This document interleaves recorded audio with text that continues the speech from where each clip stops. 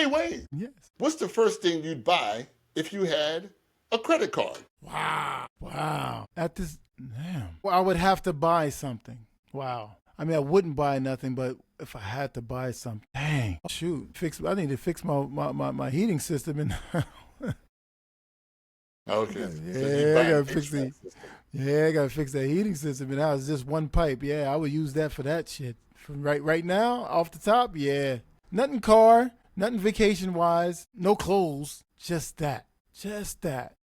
If I had to do something goofy, I would probably pay for a trip to Macon or New Orleans. I guess maybe I'd pay for a trip to New Orleans Yeah, since it's yeah, going on a credit card anyway. yeah. And I don't intend on paying it back. Now, I only picked that question because a lot of you people, see, some of you people, a lot of you people, you having a hard time with this credit thing. Okay? You need to start with Credit Karma. Just go to Credit Karma. Start there. Look at your score. Those are two credit bureaus on Credit Karma. There's two. Experian is not on there. You got to go to Right. Experian by yourself. It's his own I think website. my score is. Yeah, I don't know if you want to admit to this out loud. Yeah, I don't know if you want to I make have that call. I have none actually. All right. So, all right. So I'm You at don't six. really know what's going on. So, No. I know I do know what's going on. It's around 650. okay. Have you ever had a credit card before? Yeah, and I closed it quickly. And they it was a jam. It was a jam. Well, they punished you for closing it. I don't Yeah, know they what did. was the Yeah, circumstances. that's what happened. I was like, nah, man, you guys ain't rocking with me too well, man. It's crazy. Listen, you start out with a $300 credit line and you go from there. Yeah, So for all you people with the 650s and the 620s and all that kind of thing, I don't know how you got there, uh, but you go to Credit Karma and you can see what you owe and you start dealing with what you owe. You do not have to pay the whole of your collection. You don't have to. shit, I don't even owe Every nobody. last one of them is going to offer you um, some kind of payment arrangement, some kind of discount. You could pay 50 cents on the dollar for most of your collection debt. You can get it lower than that, but you can pay 50 cents on the dollar for most collection debt that you have. So if you had cable TV and you never paid the cable bill and they took all the cable equipment back from you and all that kind of thing, yeah, you owe them jokers $750. You could pay them about $450 and be done with it. So That's true. start there, look at that. If you have a checking account, go to your bank, ask them for a credit card. Try to stay away from any credit card that has an annual fee because that annual fee is a lifetime. You're going to be paying an annual fee forever, and there's no reason for you to do that. So, Credit One, because once you start this, Credit One is going to be the first one to come after you. That's not Capital One, it's Credit One. I And had Credit Capital One One too. is a problem. Credit One and Capital One look exactly the same. The logo is almost identical. So you got to be careful when you look at it because you'll think, oh, Capital One. Nope, that's Credit One. Be careful. You're only going to get a few $100s when you start. It might be secured by you. You might have to give the bank some cash in order to get cash in credit. So you might have to give them $400 to get $500 worth of credit. That might be the case. If you keep it up long enough, they'll eventually give you back your deposit and you can go from there. Okay. This is not something I can teach you all on a podcast, but please start the process. And if you want to know more about that process, you can contact me at blackfrocentric@gmail.com. Hey, Wayne, name one rule in your house you'd like to establish. Man, help. Oh, man. You can't SOS your way out of this mess. Nah, man. Help me, Wanda. Help me, Wanda. God dang it, help me, man. Well, um, Help. I would say don't walk away from the conversation. I'm getting a little tired of that. I'm getting a little sick of that. Just with everybody across the board. Too many people have this. I don't want to talk about that. Checking out conversations midway, storming off, stomping off. That I'm not with that shit, man. No, I, mean, I'm not. I talked about it. I actually talked about it today. Yeah, or last night actually. Like, look, it's real simple mathematics. Help, help. I'm on an island. Staten I don't know Island, why that Long is. Island, deserted I don't. island. Yeah, I don't know why that is. I think Help, just help. you know, there's a there's a there's a problem with communication, and that's why I'm saying what I'm saying about my rule. If I say help, don't go walking off talking about, you know, don't change the subject, don't move the goalposts, and don't walk away from the conversation out of frustration and embarrassment. Have the conversation like an adult. Finish the conversation like an adult, and stop moving the goalposts around like a child. Children do shit like that. Kids go, but he, but then what happened was, but that's kids shit. Kids do that. Kids say that it's the teacher's fault. Kids say that it's the school's fault. Kids say that it's their brother's fault. That's what kids do. Now, is that performed by the white man? That kind of rhetoric. Is that did the white man induce that type of behavior systematically, cause a disarray within the household? That's his culture. How? How, Sway? How? You ain't got all the answers, man. I don't have all the answers, but I can tell you fundamentally. See, most of the things that have established in that way by that man, you got to remember, he's establishing this in his own household. So there's a proper way. And then there's the way that he gives you. There's a proper way if you have these things around you. And then if you try to do the same thing without those things around you, won't work.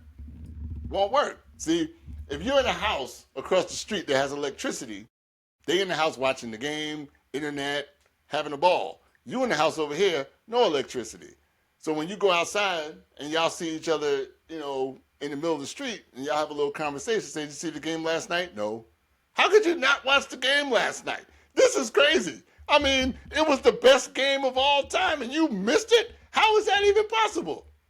I don't have electricity in my house. That's why. So yeah, I bought a television just like you. I bought a house just like you. I bought cable just like you. What I didn't realize I need electricity to run these things. was I need electricity for this shit to work. So you can say, what's all this stuff about, accountability? You want to blame him and blame him and blame them and all this childish shit that you're doing and say, well, where'd that come from? White man couldn't have possibly done that. Well, what did he teach you about Christianity? How did he teach you to implement that Christianity? Did he tell you about accountability? Or did he tell you to leave it with the Lord? Did he tell you be accountable for your behaviors, or did he tell you to pray and ask for forgiveness? Because he knew one day this shit would end. He knew one day there would be, he didn't know it would be called the Emancipation Proclamation, but he knew one day these motherfuckers are going to get loose. And when they do, I'm going to have to ask them for forgiveness. And then they'll all accept my apology. Because Jesus and God accepted theirs. Didn't Jesus accept your apology? Doesn't Jesus forgive you for your sins? He does every day. Every day he forgives you for your sins. And I need you to forgive me for mine. And my sins have been atrocious because, yes, I fed your baby to an alligator. Yes, I know that. I did do that. Yes, I fed your baby to an alligator. Yes. Yes, I know. I whipped you to an inch of your life. Yes, I performed gynecological, and I don't know how you would say this, gynecology experiments on your female body. I did that. Without anesthesia, I ripped your insides apart to find out why every now and again a woman has a miscarriage. Dang. I don't give a fuck about your miscarriages. I'm talking about my wife and children. And I need to know why that is. And you're here. I'm going to go on, dig up on it in there and find out. And I need y'all to forgive me for that, because that is some horrible shit that I did to y'all. And we forgave all that shit. No vengeance, no retribution, no justice for any of it. That's why. So now you walk around here blaming everybody, you know, because you ain't got nobody to apologize to. You ain't got nobody to ask forgiveness for. You ain't do shit. You haven't established any of this shit. You haven't established oppression. You haven't created any systems that hold back a white man from doing anything. There's never been a black man in this country to stop a white man from doing anything. Ever. The only thing you might have seen is a black cop pull over a white guy and stop him from going to the bar. That's not stopping. That's just a delay. You're just delaying some shit. You got that system in place where we have to ask forgiveness essentially for nothing, from nobody. So when we come to you and say, why did you do this? What did I do? I didn't do nothing. What did I do? I didn't do nothing. That's the lesson learned. All right. God dang dog. See that? The dog has gave another lesson. Everything is the white man's. I'm sorry, honkies, man. I'm not sitting here saying that each and every individual white person on the planet, no. But, you know, answer Karen Hunter's question. What is whiteness? What does whiteness mean? What is whiteness? You know, or answer Eggs and Grits podcast question. You know, his question is something more along the lines of, it's not really a question, it's more of a statement. He believes all whiteness to be part of a system. You know, it's all a system. It's all a system of lies and distrust. It's an anarchy system. It's a system of anarchy. You know, again, if you're head of your household and you come home every night raising hell, everybody else is suffering under this, right? Look, here's an easier way to look at it. Before all the headphones came out, right, people would be on their phone. And we didn't have earbuds and all this stuff. We didn't really have that yet. But we had the phone with all the games and all the music and all the bullshit in it. So people would be on the train playing their game, audible. Listening to music, audible, right? Now, you're the person with the phone looking at this. Are you bothered by this noise? No. You enjoy this noise. But I'm bothered by the noise because that's not my noise. That's your noise. You're not bothered by the noise coming from your phone. That's your noise. I'm bothered by the noise. I'm trying to read a book, motherfucker. Ooh. And I can't concentrate on the words on the page because I got to listen to dunk, dunk, dunk, dunk, dunk, dunk, dunk, dunk, dunk, while you playing some kind of bubble bobble game. Turn that shit off. And you would have people on the train, turn the shit off.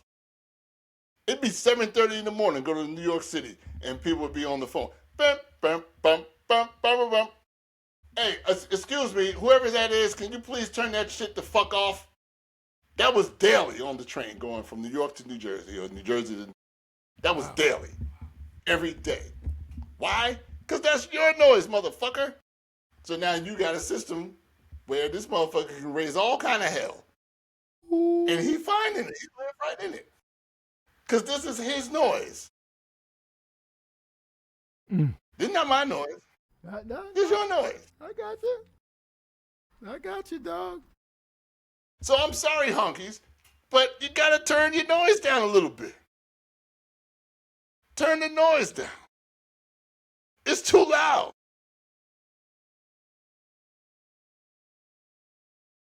Turn it down. What Bernie Mac say? You be in the car with your wife, or with your wife out somewhere. Why are you sitting over there? Come sit over here. Don't park the car there. Slow down. Light red. Stop. Just bitching, bitching, bitching, bitching. That's the white man. That's the white man. All day. Just stop. Slow down. Speed up. Sit over here. What you doing over there? What you eating? Just all fucking day long. All goddamn day. All the while, this bitch is riding around. She ain't buying dinner. She ain't driving. She ain't parking. She ain't gotta look left. She ain't gotta turn on red. She ain't gotta do none of that. She just sit around and just follow your ass around while you pick up the tab, pick up the check, do all the driving, doing all this shit. But she just. Yes, Miss. And I'm not hating on women. I'm talking about honkies. Yes, Honkies that's what honkies do. Yes, Miss Daisy. Yes, Miss Daisy. Look, man, you asking me, how does this come about? How do you get a white woman to tell a grown-ass black man to drive me around and pick me up and carry me? How the fuck do you get that? How do you get that? What are you thinking as a man where this is what you have to do? You got to listen to this bitch. Why? Here's the worst part. Nikki Giovanni is right again. You come home, beat the fuck out of your wife. You'll come home and beat your wife half to death over an overcooked chicken leg. But this white bitch can slow, and you listen to that shit. You have created one hell of a system. One hell of a system where there's not a white man in sight. And you dare not fuck with this woman. Dare not fuck with this woman. You have created a hell of a system where you know every cop that shows up when you done beating your wife's ass will be a white man and you could give a fuck. Yeah. It's worth it to beat this bitch. Shit is on autopilot. Shit is on autopilot. Wasn't always. Look at the motherfucking history that got you to this shit, where this shit now runs on autopilot. You look at that. This shit ain't always run on autopilot. You had to bring kids and women to hangings and lynchings and castrations publicly. You had to beat a motherfucking kid to death. Got his face looking like a catcher's mitt when they put him in the casket. Yeah. The boy looked like a catcher's mitt when they was done with him. This shit ain't always been on autopilot. You had to work damn hard to get this shit to operate the way that it does. You pick up a motherfucker. Look, in the James Brown movie, James Brown started his life fighting in a pit. Other little black kids fighting each other. Boxing. Basically, bare knuckle brawling. And white men would be sitting there watching this shit, placing wagers on these little motherfuckers. These motherfuckers was 6, 7, 8, 9, 10 years old doing this shit. Somewhere you got a mama. Somewhere you got a daddy. And you still down here doing this. Your daddy can't even come down here and say, get your ass out of that pit, we going home. You couldn't even do that. You couldn't even do that. You couldn't go down there and go get your son. Your wife tells you that your son is down there at that pit fighting in front of them white men. You got to sit down on your stoop, fingers crossed, and wait till he come home. And hope he ain't too badly beaten when he get here. Dang. This shit has been on autopilot for 60 years. That's it. You've been banging this fucking goddamn drum for 700 years. You ain't built this shit. You walking around with your mind out of your head like the way you are today. That's a recent phenomenon. That's recent. This shit ain't been going on that long. You was Black Power with afros and a rake in your head doing this shit in 1979. 79. That's your lifetime. You had a vanguard in this motherfucking country of black men and women who said, shit, all right, if you want to, but you will catch this fire. You've only had one. The first man. The first fucking man. First black man in this country to actually say they did what and killed the next cop he laid eyes on. It's the first one to do it. He just did it 2 weeks ago. Motherfucking Rodney Hinton. Rodney Hinton. Wait a minute. So he kill the right cop or he just killed a cop? He killed the cop. He killed the right cop.